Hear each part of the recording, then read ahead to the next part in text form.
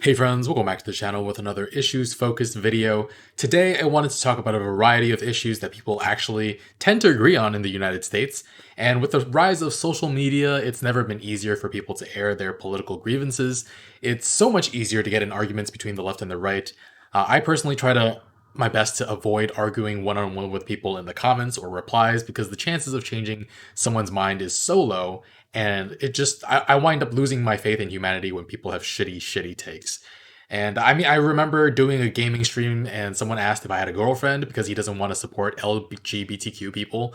And I'm not part of that community, but it's exhausting living in a world filled with people without compassion for those outside of their own circle. But one of the formative things I heard when I was in my early teens, I don't remember who said it, what the context was, but the sentiment was, I will fight you tooth and nail and do whatever I can to defeat you so I can give you healthcare and leave you and your children a better environment. And compassion does not mean I have to agree with anything you say. It does not mean I can't fight and argue with you. It just means I care about your humanity and will act in your best interest, even if you can't see it. With that said, in a country where so many people are so diametrically opposed, there are still things that connect more of us in very important ways. So let's watch this video about radical policies and see how unifying some of them really are, and we'll talk a little bit about each of them. It's about the US specifically, but I'm sure a lot of these can extend to other areas or are relevant in other countries as well. So yeah, leave a like, really helps the channel, and let's get started. America divided. America's never been more divided. Oh boy. Has never been more divided than it is today. We hear that so often that we start to think it's true, except it isn't. There are actually a lot of big things we agree on. Things that might even sound radical, or left-wing, or even socialist.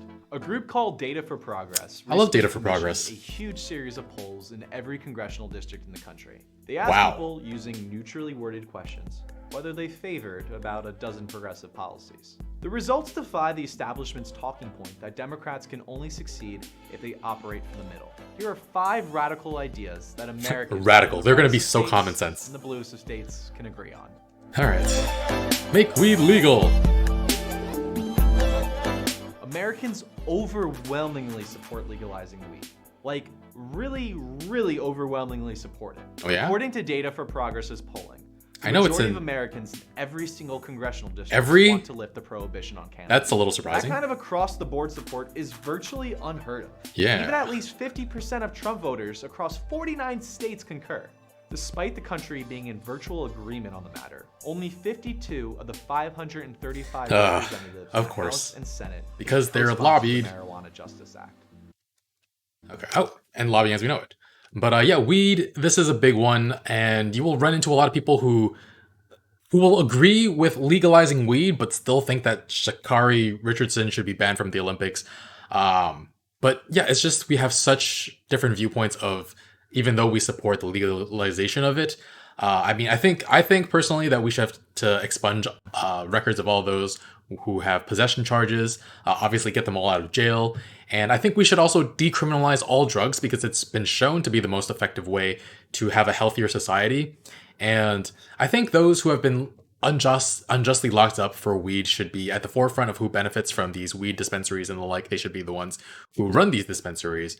And I even think that reparations are on the table to Black communities due to the way they have been systemically targeted since the founding of this country. And that's not just slavery, but everything else that followed after it, including locking a disproportionate amount of Black people up for marijuana charges. But for those who only want weed to be legal and nothing more, they don't want to expunge past convictions, they don't want to do anything else, they basically just want to smoke in peace. I'll fight you on those other things later. For now, making weed legal is a first good step, and working together for that is super important.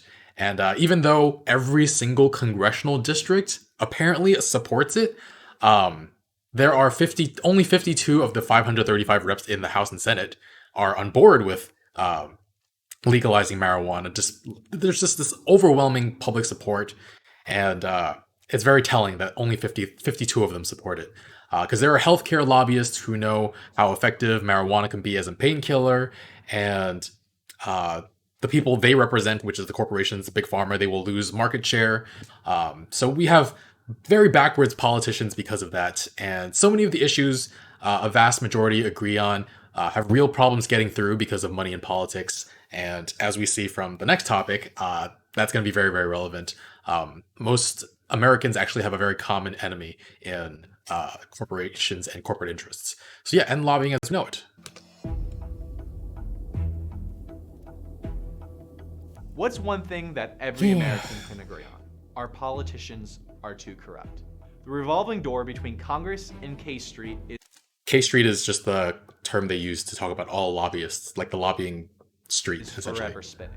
Just look at Joe Crowley. When AOC Hate beat him. in the Love her. Democratic primary, he rebounded by getting a nice, cushy job at a lobbying firm that happens to represent private prisons and the fossil fuel industry. Private prisons. Is this a problem in other countries? I genuinely don't know, because I just know that it's ridiculous that we have private prisons in the United States. And I've heard stories about how nice prisons are in other countries. But yeah, Joe Crowley, I didn't know what he was up to after. I mean, it makes sense that he went to a lobbyist gig because that's what corporate politicians, corporate Democrats, and Republicans do. But wow. Oh, so look at that. All blue again, that we should get support for corruption reforms. Nice. According to Data for Progress, a supermajority of Americans approve of a policy that would Supermajority. prohibit members of Congress from owning stock, force them to disclose financial and tax information, and ban them from becoming lobbyists. All right, that was a big one too, because in the Georgia Senate races, that might have been the issue that shifted those two races toward the Democrats, because Kelly Loeffler and David Perdue, I think they were both sitting senators, and they got information about COVID earlier than the public. And so once they did that, they immediately went and sold all of the relevant stocks that would tank because of the COVID crisis. And it's insider trading, and they were never punished for it. I mean, I guess they were punished in the fact that they weren't reelected, but they committed insider trading. There's no way around that. But yeah, our politicians are just way too corrupt. Now, the left and the right often have very different ideas of who is and isn't corrupt. Somehow they thought Trump was incorruptible and was going to drain the swamp, but he made the whole country swampier than ever. And this is a little poetic. But he even went to reside in Florida after his presidency, a state most famous for its literal swamps. Oh my God. And but yeah, getting corporate money out of politics, ending Citizens United is something most of us can agree on. To me, it's actually the biggest singular issue in the United States. Some of you might be like, oh, what about healthcare? Or what about climate change? Which, yeah, healthcare, a lot of United States citizens go bankrupt because they can't afford healthcare bills. And climate change threatens our existence. But without taking out corporate money from our political system, our politicians are just so bought off that they will never do enough to positively impact those other issues. My idea is that we should have people-funded elections. It's not my idea, but the idea I support is people-funded elections, millions of small donors. I even like the idea of democracy dollars, where everybody gets $100 or whatever more credit every year to donate to candidates that they support. I think I first heard of this idea from Andrew Yang, and even though I don't like him as a politician, I do like this idea. But yeah, basically everybody would get some credit that they could donate to different political candidates every year, and if they don't use it, they lose it. I'm sure corporations would still find a way to bundle these together, but hey, it would be a start at the very least. But yeah, right now, too many politicians stand for nothing but re-election, and the money they can get from lobbyists sway them to work for these corporations and not everyday people. I mean, go check out that video on that Exxon guy who talks about how they routinely buy off politicians and sometimes even just straight up write speeches for them to read in the halls of Congress. So they're absolutely not representing our best interests. I could really just go on and on about lobbying and corporate money in politics, but let's move on to paid family leave.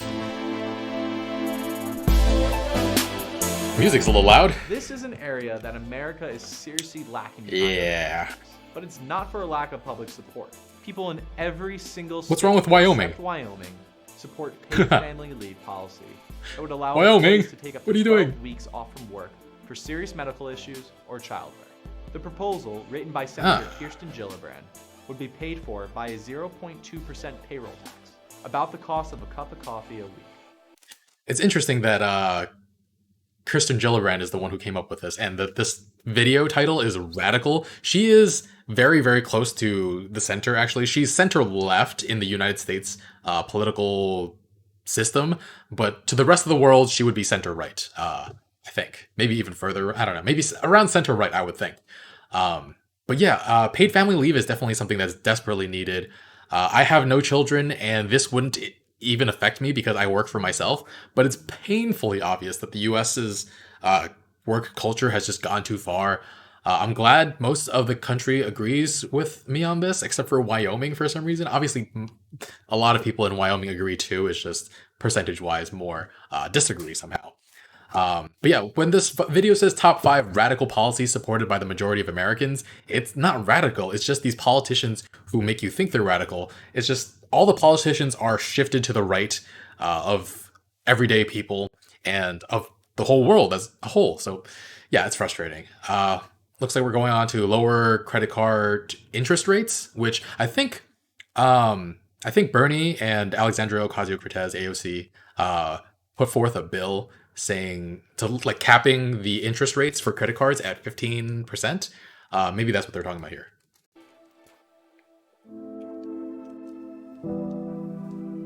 If you flip on Fox There she News is. during any point of the day, there's a good chance you'll hear Bernie. something about how those crazy socialists Bernie Sanders and Alexandria Ocasio-Cortez want to raise The your loony taxes. left.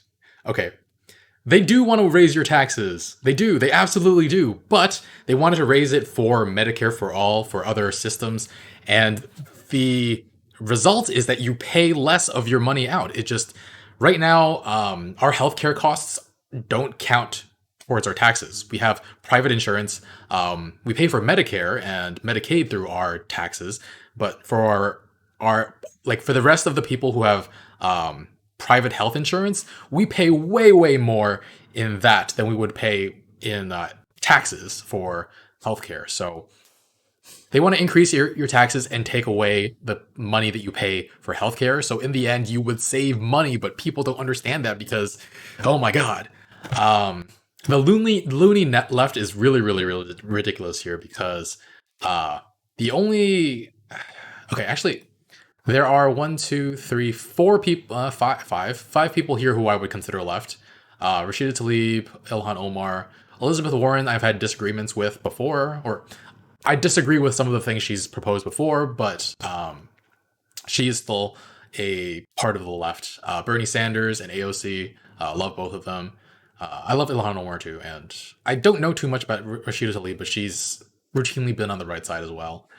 Kirsten Gillibrand, like I mentioned before, is center left. She's my senator from New York, along with Chuck Schumer. That's right? Yeah, Chuck Schumer. Yeah, and she's just barely left of center. Cory Booker, the same exact thing. Actually, I would argue that Kamala Harris is center right. She's just to the left of Joe Manchin and Kristen Sinema. So I love how like Fox just paints them as the loony left as if they are even remote. Like Kirsten Gillibrand, Cory Booker, and Kamala Harris would be considered right wing in any other country in the world, but they're the loony left over here. Anyway, we were talking about credit cards. Yeah, sorry, go on. Sorry, go on. So, you might be surprised to learn that a supermajority of Americans across all 50 states support their Supermajority. signature policy proposal. Signature? The duo I wouldn't call that their introduced signature legislation that would cap policy. credit card companies from charging interest rates higher than 15%, way down from the typical 25% APR. 25 is ridiculous. While most states have laws in the book to curb outrageous interest rates, credit card companies can simply set up shop in Delaware. So many the Wild loopholes West for financial everywhere. institutions, and charge the rest of the country whatever the hell they want. It doesn't take a rocket scientist to connect the dots and see why Congress hasn't acted. They're on an getting issue that millions has of such dollars appeal. in Credit card campaign companies funneled contributions. more than $11 million into the 2018 midterm elections. Just the 2018 midterm elections, and those are elections that don't have a lot of voter turnout too. So, wow. But yeah, I wouldn't call lowering credit card rates AOC and Bernie's signature policy proposal, but the point stands. those two actually support so much of what everyday Americans want, but because of mainstream media and a ridiculous amount of lobbying, they get labeled as socialists and people hate them so much. I mean, even Joe Biden was labeled as a socialist. Like, you can't get any further from socialist than Joe Biden. I mean, you can if you look at all the Republicans, but they don't even use the word properly. They just use it as a word to scare people. But yeah, like, people have called Bernie Sanders anti-Semitic because he supports the human rights of Palestinians, despite the fact that he lost family in the Holocaust because he's Jewish. AOC, Alexandria Ocasio-Cortez, gets death threats and smears all the time. ICE agents photoshopped her giving oral sex to a detained migrant because she was opposing the child separation policy enacted by Stephen Miller and Donald Trump. So just truly disgusting stuff. The worst I've seen gets targeted at Ilhan Omar because she's a Muslim, she's black, and she's a leftist. So she gets the worst of it by far. And it's all really upsetting to see. But yeah, the politicians on the left in general get so much undue hate because they are the biggest threat to Republicans and corporate Democrats. Lowering credit card rates goes against the millions in donations those guys get. And I mean, these politicians aren't looking out for the people they were elected to represent anymore. So yeah, it's really frustrating, and it's frustrating to see the left get so much hate despite them helping so much, like doing whatever they can to help everyday people. All right, one last one: red flag laws. I thought when I first saw guns, I thought it was going to be about universal background checks, but red flag laws is important too. Glad people agree on this. Guns in the Second Amendment are a touchy subject in America. But one gun safety reform where we find agreement are extreme risk protection orders. I didn't know we agreed on this. These allow family, friends, and law enforcement officers to petition for a temporary restriction on a person's access to firearms. I can see that backfiring in some way because law enforcement is not exactly trustworthy in this country. You've seen by now, because of all the videos taken by bystanders or witnesses, you can see that cops lie so much in their police reports, and there are so many things that go under the radar because we didn't know about them before. So I don't know if I trust them. They would probably just go into black neighborhoods and say every single one of them should not have guns, which would be, I mean, I don't think anybody should have guns, but they would do that, and then yeah. Anyway, if they pose a risk to themselves or to others. Again, Data for Progress's polling found the vast majority of Americans in every state support this progressive legislation. 17 states have already passed red flag laws and seen tremendous results. Lower suicide in rates. Indiana, firearm suicide rates have dropped by 7.5%. In Connecticut, suicide rates have dropped about 13%. But the Second Amendment is such a taboo subject in America. The NRA is freaking lobbying everything. The most common sense ideas may never see the floor of the United States Congress. Data for Progress's study found even more progressive policies the vast majority of Americans support. Healthcare, the war in Yemen, yeah. Changing the way our government funds pharmaceuticals. Climate change. I encourage you to read the findings of their new Progressive Agenda project, along with Eric Levitz's take on the study in New York Magazine. The truth is, there are some issues like abortion or immigration where Americans have serious disagreements. But this data proves there is more that unites us than divides us. I don't know about more. Maybe it's not the but there is a lot. There is enough. Middle-of-the-road American that politicians are worried about upsetting. It's their corporate donors. Donors looking out for their special interests by blocking legislation from behind closed doors. Yeah, and now this news is where this video is from. They do a good job reporting these kind of things. And red flag laws. The NRA, like, red flag laws are so common sense, but despite the NRA's meddling, most of us support universal background checks too. And this whole Second Amendment thing is just so ridiculous. I look at Australia and how their actions and how they've acted on gun control after their mass shooting. Like, it was super unpopular at the time to ban all weapons, ban all guns. The politicians who called for banning guns, a lot of them knew they would lose their next election, but they did it anyway because it was the right thing to do. You won't find that kind of action around in the United States. And guns, half of the guns in Central and South America come from the United States. And so we contribute so much to the unrest there, and then we turn we turn against those who seek asylum. Like Republicans and Democrats both do that. Like Trump with this idea of caravans coming in, and Kamala Harris with a don't come to people who are legally seeking asylum, to people we have endangered with our gun policies. Politics can be so frustrating. But yeah. Anyway, this video didn't touch on some topics I thought they would, like healthcare and the environment. Actually, as anti-climate as people think the United States is, the majority of people here actually support the provisions in Ed Markey's and Alexandria Ocasio-Cortez's Green New Deal. It's only when they hear like, oh, AOC wrote it, so I'm against it. So like then the numbers aren't as favorable. But when you pick out like each individual policy, even many Republicans are on board. So it's like so many places where we are divided is based on nothing but corporate influence, and the numbers are actually ridiculous. Like 65% support the Green New Deal, but we can't even get anything in it done, which is really sad. Yeah, 65%. I looked it up at some point before, and it's ridiculous that so many people support it, but nothing can get done. I don't know how many congressmen out of the 535 support it, but it's probably less than 50. Now, we do have a lot in common with people. We agree on a lot, apparently, based on this video and the numbers that they showed with from Data for Progress. But obviously, there are many things I will never agree with some people on, and it's highly unlikely that I'd be friends with anyone who doesn't share a similar belief system based in compassion for others. But like that's not what we're talking about here. There's a kinship in our shared suffering that connects so many of us.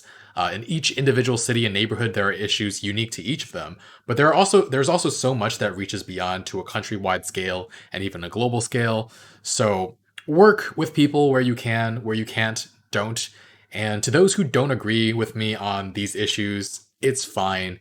We will do everything we can to drag you kicking and screaming to a world where you can pay less in credit card fees, where you can have universal healthcare, and where you and your descendants can live in a healthy environment. All right? All right, guys, thanks for watching. Leave a like, really helps the channel. I will see you guys next week with more. Bye, friends.